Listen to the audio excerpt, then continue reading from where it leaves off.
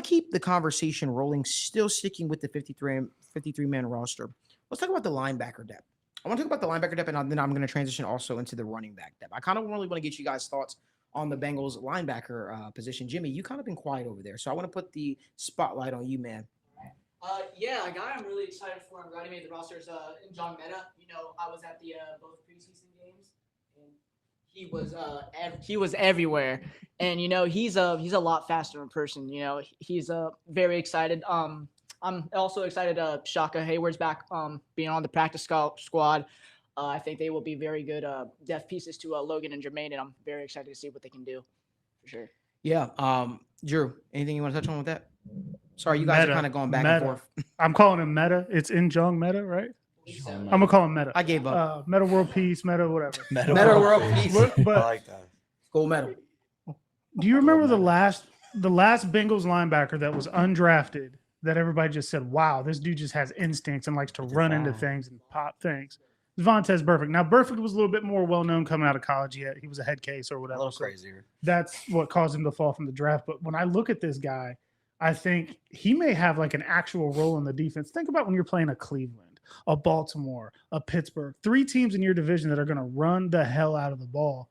He just looks like a guy that you put in there. Okay, they're inside the 10, go find the ball and run into the dude.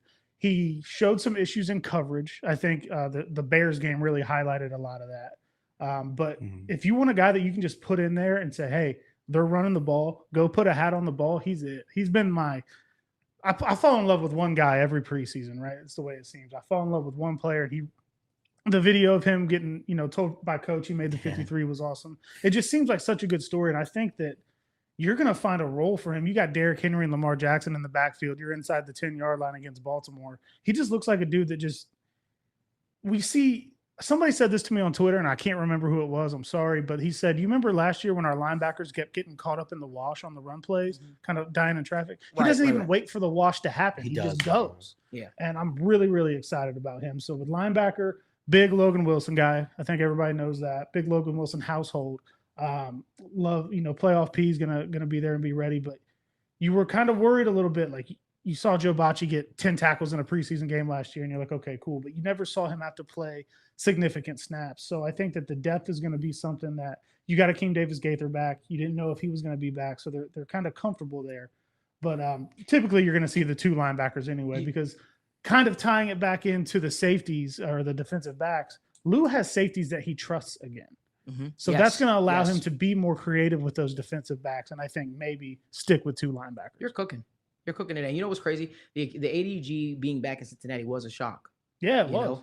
He had a lot of opportunities, a lot of offers. He could have left Cincinnati. I think the Saints were one of the teams that showed serious interest in him too. And to see him back here was actually really, really cool. I also want to shout out your co-host, man, Ron, man, Bengal Laureate, man. You guys do a great job. Appreciate that, man. Your show, man. He wasn't able to make it down. Yeah, man. He's got like 14 kids. Yeah. I told you guys, one day we got to do a show where we invite you all down, man. It's we think that you guys do a great job, man. And Appreciate I got a chance to tune into your show that you guys did recently. I was really, really happy for you and Ron to see, just the growth overall of the show, man. So I just wanted to shout you guys out. I know you guys got some big stuff planned for this upcoming football season. And yeah, man, it's just been great to see. I support all Bengals content creators. Absolutely. And if you're out there doing a show or something like that, putting time in, putting effort in, man, we support you 100%.